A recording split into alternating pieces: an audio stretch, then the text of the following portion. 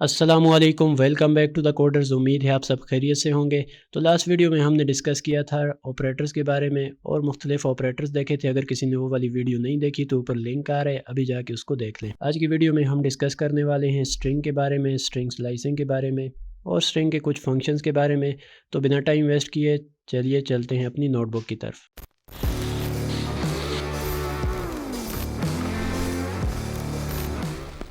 तो जैसा कि लास्ट वीडियोस में हमने डिस्कस किया कि जब भी आप किसी चीज़ को सिंगल कोट्स के अंदर लिखते हैं या डबल कोट्स के अंदर लिखते हैं तो वो बन जाती है एक स्ट्रिंग। इसको में टाइप फंक्शन भी हमने देखा था कि टाइप फंक्शन के अंदर जब आप कोई वैल्यू दें या कोई वेरिएबल दें, ये आपको बता देते हैं कि वो किस टाइप का है। तो इसने हमें बताया दिया ये एक स्ट्रिंग टाइप है। उसी तरह आप इसको डबल कोट्स में भी लिख सकते हैं, जैसे मैंने ये लिख लिया। इसकी टाइप अगर मैं चेक करूँ तो ये भी स्ट्रिंग बता रहे हैं। उसी तरह ट्रिपल कोट्स में भी होता है, जिस तरह हमने इसको पहले डिस्कस तो नहीं किया, आज देख लेते हैं। तो जब भी आपकी कोई स्ट्रिंग मल्टी लाइन में आ रही है, बहुत बड़ी है, पैराग्राफ है, तो आप 3 कोट्स भी यूज़ कर सकते हैं, जिस तरह के इधर यूज़ किया हुआ है। तो ये 3 कोट्स स्टार्ट होती हैं और ये 3 कोट्स एंड होते हैं।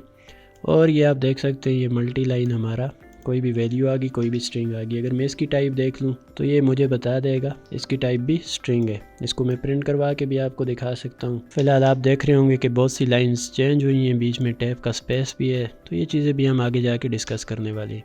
तो ये सब कुछ तो हमने पहले भी डिस्कस किया हुआ था। अब चले जाते हैं एस्केप सीक्वेंस की तरफ। तो हमने एक और चीज़ भी देखी थी जिसके बारे में ज़्यादा हमने बात नहीं की थी, लेकिन कुछ ऐसे सीक्वेंसेस हैं जो बैकस्लैश से स्टार्ट होते हैं और ये बहुत सारा हमारा काम कर लेते हैं। जिस तरह कि हमने एक देखा था कि चेंज लाइन, तो मैंने कुछ लाइन लिखी, बैकस्लैश n लिखा था और कोडर्स लिख लिया था। तो हमने कहा था कि बैकस्लैश n क्या करता है, ये लाइन को चेंज कर रहे होते हैं। उसी तरह अगर आप टैब का स्पेस देना चाह रहे हैं, जिस तरह यहाँ पर मैं रख के अगर मैं कीबोर्ड से टैब प्रेस करूँ तो ये 4-5 स्पेसेस दे रहे हैं। अगर इतने स्पेसेस में देना चाह रहा हूँ तो उसके लिए मैं _t यूज़ कर लूँगा। तो इसने टैब का स्पेस एक दे दिया। उसी तरह और भी बहुत सारे होते हैं, _r अगर यूज़ कर दें तो इसने क्या कर दिया, उसके पीछे जो कुछ भी था उसको रिमूव कर दिया, जो कि एक बैक स्पेस का काम कर रहे होते हैं। तो इस तरह बहुत सारे हैं, जब जब हमें इनकी ज़रूरत पड़ेगी तो हम इनको यूज़ करेंगे। फ़िलहाल के लिए आप इसको याद रखें कि एस्केप सीक्वेंस बैकस्लैश से शुरू होने वाले कुछ स्पेशल सीक्वेंस है और ये बहुत सारी जगहों पे काम भी आते हैं और बहुत सारी जगहों पे इनके बगैर भी काम हो जाता है। उसके बाद हम बात करते हैं कि एक स्ट्रिंग यहाँ पे लिख लेते हैं। जैसा ये मैंने एक पैराग्राफ लिखा 3 कोट्स के अंदर, तो अब मैंने यहाँ पर क्या किया हुआ है, _t यूज़ किया है। तो ये क्या करेगा, टैब का स्पेस दे देगा। उसी तरह यहाँ पे _n लिखा है तो ये न्यू लाइन में इसको कन्वर्ट कर देगा। तो यहाँ पर मैं इसको प्रिंट करके दिखा देता हूँ। तो यहाँ पर क्या हुआ है, _t ने बहुत सारी स्पेसेस दे दी। _n कहाँ पे लगा हुआ है, इसके आगे लगा है, तो इसने लाइन यहाँ से चेंज कर दी। तो ये कुछ काम हैं जो एस्केप सीक्वेंसेस करते हैं। अभी जब भी ये स्ट्रिंग बनती है तो इसमें हर जो कैरेक्टर होता है उसकी एक नंबरिंग होती है और उन नंबरिंग से हम इनको एक्सेस कर सकते हैं। फॉर एग्जांपल अगर मैं h को एक्सेस करना चाह रहा हूँ तो वो 0 लोकेशन पे है। उसी तरह e जो है 1 लोकेशन पे, ये 2 पे, ये 3 पे और आखिरी जो o है वो 4 लोकेशन पे। तो टोटल इसमें जो एलिमेंट्स हैं 5 हैं और जो नंबरिंग स्टार्ट होती है वो 0 से स्टार्ट होती है। तो 0 1 2 3 4। अब मैं अगर इधर लिख लूँ और एक्सेस कैसे किया जा सकता है, str लिखें और ये वाले ब्रैकेट्स डाल दें और इसमें वो वैल्यू लिख लें जो आपको चाहिए। इसको हम प्रिंट कर लेते हैं। पहले तो इसको रन करते हैं, उसके बाद यहाँ पर आ जाते हैं, प्रिंट करते हैं 0 वाले को। तो इसने h प्रिंट कर दिया। उसी तरह अगर मैं 1 करूँ तो इसने e प्रिंट कर दिया, 2 करूँ तो l कर दिया, उसी तरह 4 करूँ तो इसने o प्रिंट कर दिया। तो अगर मैं यहाँ पर 5 लिख लेता हूँ तो मेरे पास एरर आ जाएगा, string index out of range. इसका ये मतलब है कि जितनी वैल्यूज़ थी वो 4 तक थी, 5 में कोई वैल्यू नहीं पड़ी हुई, इसलिए इसने मुझे एरर दे दिया। तो इसी तरह मैं अगर एक और स्ट्रिंग बना लेता हूँ है और इसमें मैं क्या करना चाह रहा हूँ कि c को लेना चाह रहा हूँ, तो मैं यहाँ पर लिख दूँगा 4, तो इसने मुझे दे दिया c। उसी तरह मैं अगर 3 लिखूँगा तो मुझे ये स्पेस दे देगा, क्योंकि स्पेस का नंबर कौन सा है, 0 1 2 3। उसके बाद ये 4, ये 5, ये 6, ये 7, ये 8, ये 9। तो उम्मीद है कि एक्सेसिंग आपको समझ आ गई होगी। अब हम देखते हैं स्लाइसिंग को। तो ये चीज़ तो हमने देख ली कि इन ब्रैकेट्स के अंदर आप नंबरिंग देंगे, उससे आप कोई भी स्ट्रिंग यूज़ कर सकते हैं। फॉर एग्ज़ाम्पल मैंने एक स्ट्रिंग बनाई है, उसमें लिखा हुआ है ABCDEFGHI। यहाँ पर बना भी लेते हैं, S = ABCDEFGHI। तो अब ये टोटल आ गए हमारे पास 10 कैरेक्टर्स अब मैं क्या चाह रहा हूँ, सिंपल तो हमने देख लिया था कि मुझे अगर सेकंड एलिमेंट चाहिए तो मैं इस तरह से कर सकता हूँ थर्ड एलिमेंट। लेकिन अगर मैं एक रेंज से लेना चाह रहा हूँ, मतलब मैं चाह रहा हूँ कि यहाँ से लेकर यहाँ तक के एलिमेंट सिर्फ मुझे चाहिए, तो इसकी पोजीशन है 2 और इसकी पोजीशन है 7, तो मुझे चाहिए 2 से लेकर 7 तक। तो मैं कैसे लिख सकता हूँ, मैं 2 यहाँ पे लिखूँगा, बीच में कॉलन डालूँगा और यहाँ पर लिख दूँगा 7। तो इसने मुझे क्या दे दिया, CDEFG। उसी तरह मैं अगर ये भी चाह सकता हूँ कि 0 से लेकर सिर्फ यहाँ तक दे, तो उसके लिए मैं यहाँ पर रेंज बता दूँगा इसको, 0 से लेकर 3 तक मुझे बता दो। तो इसने मुझे 0 1 2 3। तो आप ये देख रहे होंगे कि ये जो लास्ट नंबर होता है इसको ये स्किप कर लेते हैं। तो ये जो रेंज है इसमें सिर्फ 0 1 और 2 इंक्लूडेड है, 3 इसमें इंक्लूडेड नहीं होता। तो अगर मैं यहाँ पर 5 लिखता हूँ, इसका क्या मतलब है, 0 1 2 3 4, सिर्फ ये वाली वैल्यूज़ देगा। 5 उसने सिर्फ रेंज के लिए रखा हुआ है। तो 0 1 2 3 और 4 ABCDE। तो हमने क्या कर दिया, एक पूरी स्ट्रिंग थी उसमें से कुछ हिस्सा निकाल दिया। तो इसी को कहा जाता है स्ट्रिंग स्लाइसिंग, कि हमने स्ट्रिंग को स्लाइस कर दिया, काट दिया और उसमें से कुछ हिस्सा अपने पास ले आए। और ये जो नया हिस्सा है इसको कहा जाता है सब स्ट्रिंग। उसके बाद देखते हैं कि नेगेटिव इंडेक्स से कैसे कर सकते हैं। अब ये जो दरमियान में हम नंबर लिखते थे 0 1 2 3, इसको कहा जाता है इंडेक्स। फ़िलहाल तो हम पॉजिटिव देख रहे थे कि जब भी कोई स्ट्रिंग आगे जा रही होती है, जिस तरह हमने ये देखा 0 1 2 3 4 5, उसी तरह अगर इसको हम नेगेटिव लेके आएँ तो यहाँ से शुरू होगा -1 -2 -3 -4 और -5, जो कि आप यहाँ पर देख सकते हैं। ये एक स्ट्रिंग है हमारे पास जिसके अंदर ABCDEFGH है, यही वाली स्ट्रिंग है जो अभी हमने ऊपर बनाई है। तो अगर इसकी नेगेटिव इंडेक्स की जाए, मतलब माइनस से स्टार्ट करना चाहो, आखिर से स्टार्ट करना चाहो, तो आखिरी इंडेक्स को -1 कहा जाता है, उसके पीछे -2 -3 -4 करते करते -9 तक है। तो इसकी एग्जांपल देख लेते हैं। तो ये मैंने यहाँ पे यही वाली स्ट्रिंग ले ली और मैं क्या चाह रहा हूँ, यहाँ से लेकर यहाँ तक, C से लेकर G तक की वैल्यूज़ को लेना चाह रहा हूँ। तो C पे जो वैल्यू है वो -7 है और जो यहाँ पर G वो क्या है, -2 है। तो मैं यहाँ पर लिख लेता हूँ कि यहाँ से लेके -7 से लेकर -2 तक की वैल्यूज़ मुझे दे दो। तो इसने मुझे दे दिया CDEFG।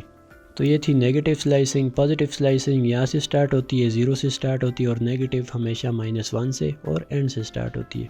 उसके बाद बात करते हैं कि अगर आप दोनों एक साथ करना चाह रहे हैं, फॉर एग्ज़ाम्पल मैं यहाँ पर उसी S को ले आता हूँ और मैं कहता हूँ 2 से स्टार्ट करो और -2 तक जाओ।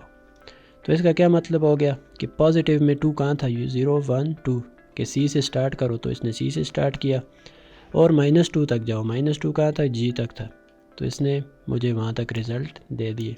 पॉजिटिव वाले 2 से जाओ और नेगेटिव वाले -2 तक मुझे वैल्यूज़ दे दो। तो पॉजिटिव और नेगेटिव को साथ में जोड़ के भी आप स्लाइसिंग कर सकते हैं।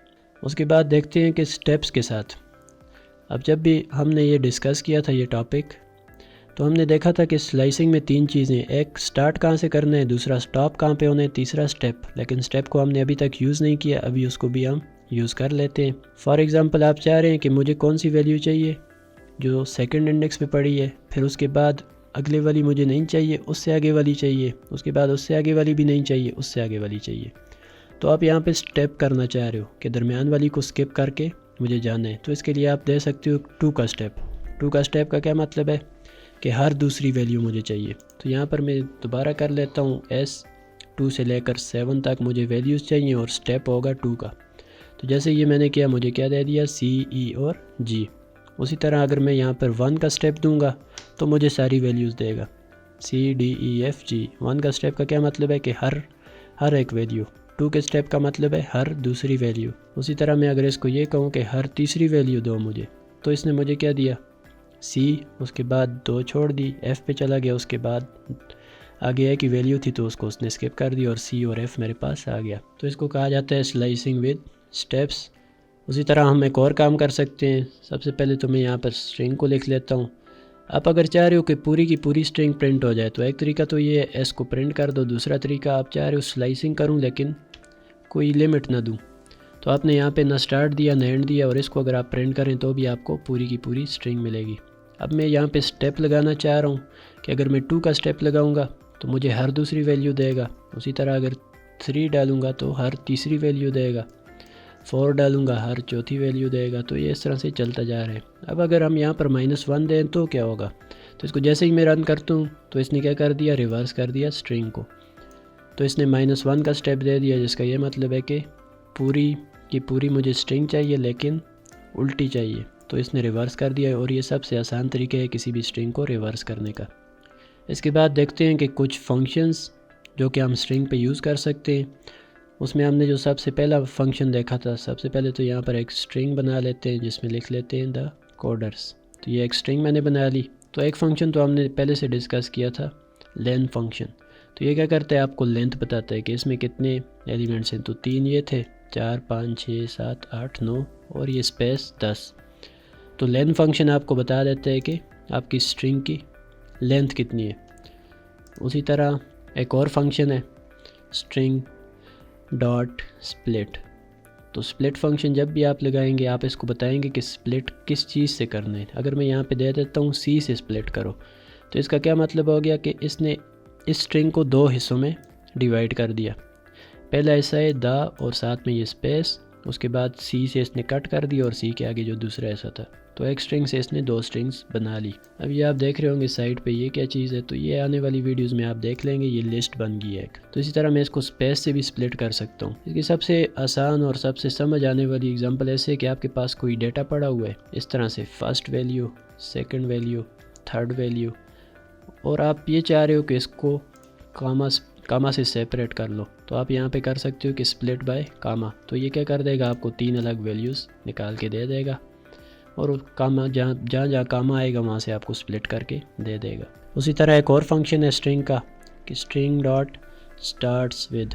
तो मैं इसको अगर पूछूं कि मेरी स्ट्रिंग F से स्टार्ट हो रही है, तो ये मुझे बता देगा जी ट्रू कि बिल्कुल आपकी स्ट्रिंग जो है F से ही स्टार्ट हो रही है। अगर यहाँ पर मैं कुछ और दे देता हूँ, C दे देता हूँ, तो ये मुझे बता देगा कि C से नहीं स्टार्ट हो रही। तो यहाँ पे आप देख भी सकते हैं कि हमारी स्ट्रिंग F से ही स्टार्ट हो रही है। तो ये अगर चेक करना हो कि स्टार्ट किधर से हो रही है तो स्टार्ट्स विद। उसी तरह अगर ये चेक करना हो कि एंड किस पे हो रही है तो एंड्स विद का एक फंक्शन है। तो अगर मैं यहाँ पे कोई दे दूँगा एलिमेंट, तो ये मुझे बोलेगा फॉल्स, मतलब आपकी जो स्ट्रिंग है वो S पे नहीं एंड हो रही, तो D पे एंड हो रही है। तो अगर मैं D कह दूँ तो ये मुझे बता देगा ट्रू कि आपकी जो स्ट्रिंग है वो बिल्कुल D पे ही ख़त्म हो रही है। तो उसी तरह एक और फंक्शन है स्ट्रिंग का अपर, जो सबको अपर केस में कन्वर्ट कर लेता है। तो जैसे ही मैंने ये अप्लाई किया तो इसने सबको अपर केस में कन्वर्ट कर दिया। उसी तरह एक और फंक्शन होता है लोअर, जो क्या करता है, सबको लोअर केस में कन्वर्ट कर देता है। इसी तरह एक और फंक्शन है इज़ न्यूमेरिक। ये चेक करता है कि आपकी स्ट्रिंग न्यूमेरिक है या नहीं, मतलब इसमें नंबर हैं या नहीं है, सारे नंबर्स हैं या नहीं है। तो इसकी एग्ज़ाम्पल, थोड़ी अच्छी एग्ज़ाम्पल देख लेते हैं। अगर मैं यहाँ पे लिखता हूँ 2 3 4 5 और यहाँ पे चेक करता हूँ इज़ न्यूमेरिक, तो ये मुझे बता रहा है कि ट्रू। अगर इसके अंदर मैं कोई स्ट्रिंग डाल देता हूँ, कोई ABC डाल देता हूँ, तो ये मुझे फॉल्स रिटर्न कर देगा कि ये पूरी की पूरी न्यूमेरिक नहीं है। तो ये इज़ न्यूमेरिक आपको बता रहा होता है कि आपकी पूरी की पूरी जो स्ट्रिंग है वो न्यूमेरिक है या नहीं। इसी तरह हमने और भी फंक्शंस देखे थे, जिस तरह हमने कहा कि b = अगर मैं 25 रखा है तो मैं इसको टाइप कास्ट कर सकता हूँ। तो हमने टाइप कास्टिंग के लिए जो देखे थे फंक्शंस, इंट, फ्लोट, केयर, वो भी स्ट्रिंग के कुछ फंक्शंस हैं। तो स्ट्रिंग के अंदर बहुत सारे फंक्शंस हैं, ये तो हमने कुछ देखे हैं, इसके अलावा भी बहुत सारे हैं। तो जहाँ जहाँ ज़रूरत पड़ेगी हम उनको डिस्कस करते जाएंगे। तो उम्मीद है कि आज की वीडियो आपको पसंद आई होगी। वीडियो को लाइक करें, चैनल को सब्सक्राइब करें। तो मिलते हैं नेक्स्ट वीडियो में एक नए टॉपिक के साथ, तब तक के लिए अल्लाह हाफिज़।